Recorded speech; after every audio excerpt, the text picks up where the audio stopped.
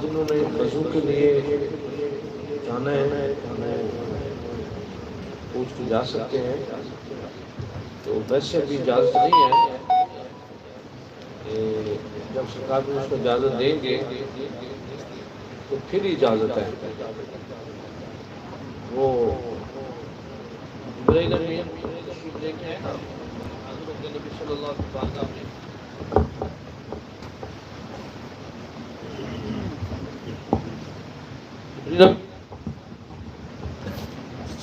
جنگ بدر میں آئے اور نبی کریم صلی اللہ علیہ وسلم جنگ ختم ہو گئی، کافر مر گئے، ان کو پھینک دیا، آخر دو جیسے نماز پڑھ رہے ہیں اور آپ کے چہرے مبارک پہ مسکراہٹ آئی۔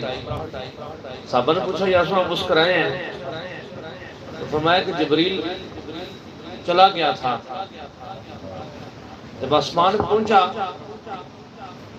تو عثمان نے سے کہا دروازہ کھولیں، ہم جنگ سے واپس آئے ہیں۔ تو عثمان نے پوچھا کہ نبی صلی اللہ علیہ وسلم اجازت لے کے آئے ہیں؟ میں واپس جاؤں۔ اب جبریل آ کے اجازت مانگ رہا ہے کہ یا رسول ہمیں اجازت دیں، تو میں دادا محسوس کر کے بارگاہ میں حاضر ہوا، تو میں نے واپس آنا تو مولا میرجان صاحب وہاں پہ تشریف فرما تھے۔ خادم نے کہا کہ مولا میرجان صاحب اجازت لے گئے۔ میں مولا میرجان صاحب سے اجازت لی، میں واپس پنجاب جانا ہے، مجھے اجازت ہے؟ میں اجازت ہے۔ وارثہ رحمۃ اللہ علیہ تشریف لے کے آئے، اس وقت موبائل نہیں تھے، دوسرے فون ہوتے تھے۔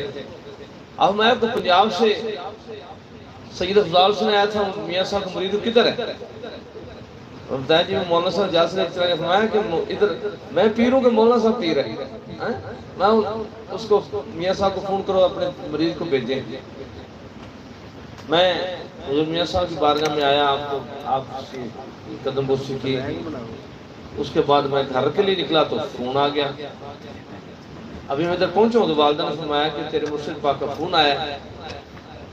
تو میں نے سرکار کی بارگاہ میں عرض کی حضور میرے بھائی کی شادی ہے۔ فرمایا کہ پرات لب جانے مرشد نہیں لبدا ہے، اب واپس پشاور جاؤ۔ میں پشاور گیا، وارثہ نے فرمایا کہ تم کدھر چلے گئے تھے؟ میں کہا جی میں مولانا صاحب سے اجازت لی۔ فرمایا کہ مجھ سے کیوں نہیں لی؟ حالانکہ لوگ لے رہے تھے مولانا صاحب سے۔ اب فرمایا کہ تم ادھر اتر، تمہیں یہ سزا ہے کہ تم مجھ سے بغیر ملے چلے گئے ہو، تو اب 1 مہینے ادھر خدمت کرو گے۔ میں جی میں حاضر۔ اب میں رہتا رہا، جب میں وہاں پہ رہا تو وارثہ رحمۃ اللہ علیہ خصوصی مجھ پہ توجہ کرے، ہر محفل میں تشریف لاتے ہیں مجھ پہ نظر اٹھائیں۔ جب اتنا زیادہ آپ نے مجھے توجہ کی کہ آپ جو قرآن نماز میں پڑھتے تھے مجھے ایسا لگتا تھا جیسے اردو بول رہے، جو آیتیں پڑھتے تھے مجھے ایسا لگتا تھا بالکل اس کا ترجمہ میرے ذہن میں آتا تھا سارا، میں بڑا حیران۔ اب پشتو میں گفتگو کرتے مجھے ایسا لگتا جیسے پنجابی بول رہے ہیں۔ ان دنوں نے آپ نے مجھے بڑے مسائل بتائے، بڑے تصوف کے، طریقت کے، شریعت کے، ایسا آپ نے مجھے ان دنوں میں 15 دن کے اندر مجھے ایسے لگا کہ جیسے ساری مبارسہ کی بیٹھ کے میرے لیے ہوتی ہے۔ اب جب آتے ہیں بڑی خاص توجہ فرماتے، بڑی مہربانی فرماتے، پر میں نہ سمجھ سکا۔ وہ جو وارثہ رحمۃ اللہ علیہ فرمایا کہ تو اولاد رسول ہے، نبی صلی اللہ علیہ وسلم آل سے ہے، اگر تو نبی صلی اللہ علیہ وسلم اولاد سے نہ ہوتا تو تجھے 1 مہینہ، اب تو نبی صلی اللہ علیہ وسلم اولاد سے ہے، اس لیے تجھے 15 دن جو ہے نا وہ تم چلے جاؤ واپس۔ پھر فرمایا کہ میں تمہیں اس لیے ادھر رکھا ہے کہ تیری تربیت ہو جائے۔ پھر میں تہجد کا وقت تھا، بڑی سردی کڑاکے دار، پانی ایسا تھا کہ بندہ ہاتھ لگاتا تو وہ تو ایسا لگتا تھا جو ہاتھ پہاڑوں سے پانی آتا تھا برف کا، تو وہ بڑا ٹھنڈا تھا، مجھے وہ سارا اندازہ نہیں تھا۔ تو میں وہ تہجد کے وقت ٹھنڈے پانی سے نہا بیٹھا، جب میں نہایا تو وہ تو بڑا زیادہ بات، جب میں اندر آیا تو نوافل پڑھ کے فجر کی اذان سے پہلے مسجد میں بیٹھے تھے۔ جب آیا تو آپ نے آتے مجھ کو توجہ کی، ایسی تیز توجہ کی کہ وہ سردی ختم ہو گیا۔ آپ شعر پڑھ رہے تھے، الہی بحق بنی فاطمہ کے برقولہما، بڑے طرز کے ساتھ، الہی بحق بنی فاطمہ کے برقولہما بنی خاتمہ، آپ اپنے جو رومال ہوتا تھا آپ کے ساتھ، اس کے ساتھ اپنے آنسو پونچھ رہے تھے اور پھر بار بار شعر پڑھ رہے تھے. مجھے آپ نے فرمایا کہ آپ اولاد رسول ہیں. میں بڑے روئے. پھر آپ نے فرمایا کہ قیامت میں آپ لوگوں کا دامن ہوگا، میرا ہاتھ ہوگا. پھر ایک دفعہ آپ کسی وجہ سے مجھے ادھر بلایا، آپ نے مجھے بڑا ڈانٹا، پھر بڑا ڈانٹا، پھر کتابیں منگوائیں، وہاں سے پڑھ کے سنائیں. پھر آپ نے مجھے مسلم روم پڑھ کے سنائی، پھر اور کتابیں منگوائیں، کئی کتابیں منگوائیں، وہاں سے پڑھ کے سنایا. اور پھر مجھے فرمایا کہ آپ اولاد رسول ہیں، میں آپ کو ڈانٹے آپ غصہ تو نہیں کریں. میں کہ نہیں سر، میں اس لیے میں آپ کو ڈانٹے کہ آپ کندن ہو جائیں. تاجدار ختم نبوت زندہ باد، تاجدار ختم نبوت زندہ باد.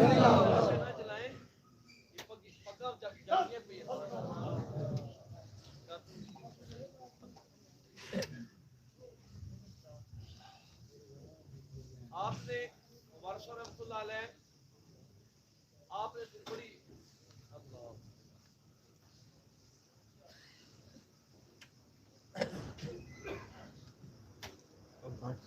جیسے بجلی نہیں تھی تو سپیکر کا وسیلہ ختم ہو گیا تھا، اب بجلی آئی دوبارہ کو شروع کرنا پڑ گیا. تو وارثہ رحمۃ اللہ علیہ آپ نے پھر مجھے بڑی زیادہ نصیحتیں کی، بڑی مہربانی کی. تو ہمارا طریقت جو ہے وہ، اور یہ نہیں ہے کہ یہ لطائف کا ذکر پہلے نہیں تھا. بابا طاہر شاہ صاحب رحمۃ اللہ میرے بابا جی کے والد صاحب کے دوست تھے. بڑے سونے کپڑے پہنتے تھے، بڑا سونا ان کو اپنا سیٹ اپ بنایا ہوا تھا. تو بڑا انہوں نے خوبصورت چیزیں وغیرہ رکھی ہوئی تھی. تو مجھے فرماتے تھے کہ میاں صاحب توجہ کرتے سن تو پھر شیخ گلاں کرتے سن. شیخ محسن صاحب تشریف فرمائے ادھر. میں اور شیخ محسن صاحب ان کو ملنے کے لیے گئے. تو شیخ محسن صاحب پوچھتے ہیں کنا پتر ہے؟ بتایا تیرے دادے دا کی نام ہے؟ دسیا. وہاں تھوڑا کرو تھے نا. آپ نے جناب وہ سارا گلی کا بھی بتایا سب. آپ فرمایا کہ جس وقت وہ میاں صاحب توجہ کرتے تھے لوگوں کو وجد ہوتا تھا، تو پھر لوگ کی گلاں کرتے تھے. میں ڈانگ پھڑ کو نہ شیخان بو کے جانا، میں کہا نکلو باہر، میرے مرشد صاحب گلاں کر دیجئے. تو مجھے انہوں نے پھر بتایا کہ میاں صاحب توجہ کرتے تھے، ایسا ہوتا تھا ایسا ہوتا تھا. تو جتنے بھی پہلے اللہ کے ولی گزرے ہیں یہ پھر یہ چیز بالکل ختم ہو گئی. پھر زمین ترسنے لگ پڑی. پھر زمین کے اندر وہ دوبارہ باتیں وہ پھر اللہ پاک نے پاکستان سے مقدر جاگے تو مبارک سورہ ذات پاک آ گئے. پھر دوبارہ پھر وجد و حال توجہات ساری سلسلے جو ہے وہ شروع ہو گئے. جس سے میں مشرک کی باتیں کہ لطائف آپ کے نہیں ہیں. نبی صلی اللہ علیہ وسلم نے ایک صحابی سے فرمایا کہ قرآن پڑھو. اس نے قرآن پڑھا. جب قرآن پڑھا تو نبی صلی اللہ علیہ وسلم بات سے ایسے آواز پیدا ہوئی جیسے ہانڈی بولتی ہے. اللہ اکبر اللہ اکبر. حضرت غوث اعظم فرماتے ہیں کہ جس کو عود کی خوشبو پہ سرور نہ ملے، جس کو خوبصورت آواز پہ سرور نہ ملے، فرمایا کہ وہ پھر کوئی احمق ہی ہوگا. پھر فرماتے ہیں کہ ملا وجد لہو، ملا لفظ ہے من لا وجد له لا حیات له، من لا وجد لہو لا حیات لہو. جس کو وجد نصیب نہیں وہ زندوں میں شمار نہیں. من لا وجد لہو لا دین لہو. فرماتے ہیں کہ جس کو وجد نہیں ہے اس کو دین کی علاوت ہی نہیں. آپ نے بڑا پورا چیپٹر لکھا. اب میں کہ جتنی توجہ ہوگی، جتنا وجد ہوگا، اتنا زیادہ دل سے گناہ نکلے.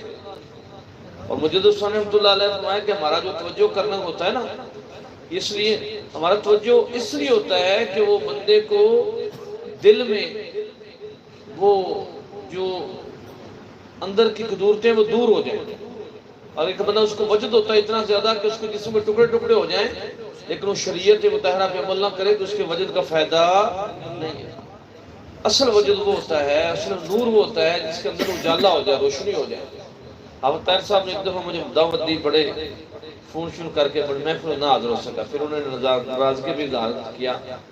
مجھے قرآن لگے کہ تم نے باتیں کی تھی نا وجد کہاں سے، آدم علیہ السلام سے. پھر میں نے وہ بتائی. تو یہ وجد شروع سے ابراہیم علیہ السلام آپ کی کفیل مبارکہ، حضرت آدم علیہ السلام آپ کی کفیل مبارکہ، یہ سارے جو وہ وجد، یہ نہیں ہے کہ کلہ سیفیوں میں وجد ہوتا ہے، یہ سیفیوں میں وجد نہیں، بلکہ پہلے جتنے بزرگ ہوئے ہیں آپ کسی بزرگ کا نام لیں، کسی سلسلے کا نام لیں، ان کے ہاں وجد موجود تھا۔ داتا صاحب رحمۃ اللہ علیہ نے کتابیں لکھی، امام غزالی نے کتابیں لکھی، تو الحمدللہ کہ اس دور میں اللہ پاک نے ہمیں نعمت عطا فرما دی، اللہ پاک نے ہم پہ فضل فرما دیا، اللہ پاک نے ہم پہ احسان فرما دیا، اور یہ چھوٹا احسان نہیں ہے، یہ بہت بڑا احسان ہے، بہت بڑا احسان ہے۔ عبداللہ شرانی رحمۃ اللہ فرماتے ہیں کہ اگر بندہ اپنے مرشد کی گلی میں اپنے آنکھ کی پلکوں کے ساتھ ساری زندگی جھاڑو دے، ایک توجہ کا صلہ نہیں دے سکتا۔ ایک میں اس لیے کہ یہ توجہ جو ہے اس کو آخرت کی ساتھوں سے مالا مال کرتی ہے۔ تو بات لمبی ہو گئی، تو بعض ساتھی ہوتے ہیں وہ اس کی وہ ہمارے کبیر بھائی تھے، اب بھی ہیں، اللہ پاک انہیں صحت تندرستی دے، وہ نارووال کے علاقے کے رہنے والے تھے۔ اس وقت جمعرات کو محفل ہوتی تھی، اب 9 بجے گاڑی جاتی تھی، آخری ٹائم جو تھا نارووال کی طرف، وہ اس کو ڈر تھا کہ ٹائم نکل گیا تھا، مسئلہ بنے گا۔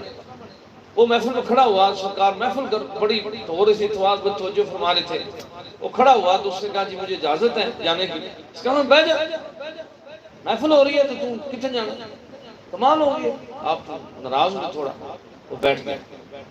اب اس کے ذہن میں بار بار آتا بھی گاڑی تو گزر جائے گی، اب اس کی مدنہ پڑی، ڈرتے ڈرتے اس نے پھر اجازت سرکار پھر بیٹھ جائے۔ پھر سرکار تھوڑی دیر ہوئی،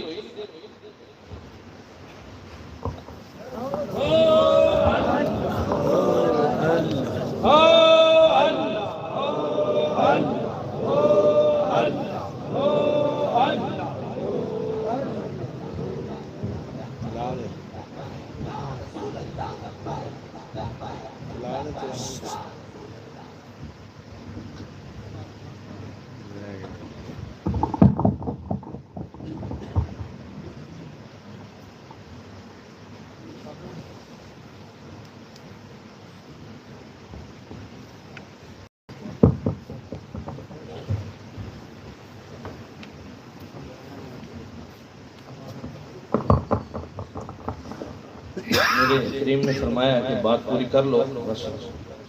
جب وہ دوسری دفعہ ہوا تو سرکار نے اس کو ڈانٹ دیا، بھی ادھر محفل ہو رہی ہے، سبق پڑھا جائے، تم کدھر اٹھا دیا۔ اب 2 دفعہ ہو گیا، اب سرکار خود فرمایا جا چلا جا، ٹھیک۔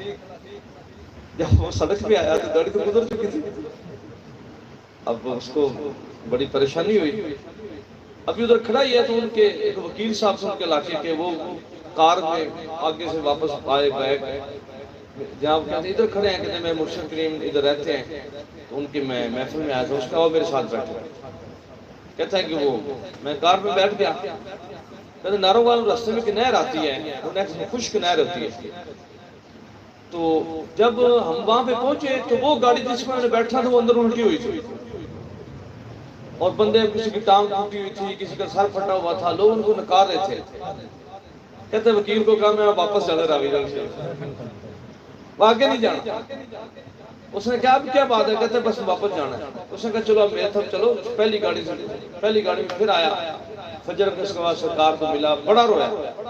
سرکار نے پوچھا کیا ہوا، اس نے کہا حضور کل آپ نے مجھے روک کے مجھ پہ احسان کیا تو میں ایکسیڈنٹ سے بچ گیا، اگر میں اسی گاڑی میں جاتا تو میں نے بیٹھنا بھی اوپر تھا، تو جو اوپر جتنے بندے بیٹھے تھے ان میں سے کوئی بندہ بھی ہے وہ ایسا نہیں کہ جس کی نقصان زیادہ، تو میں نے بھی اوپر ہی بیٹھنا تھا۔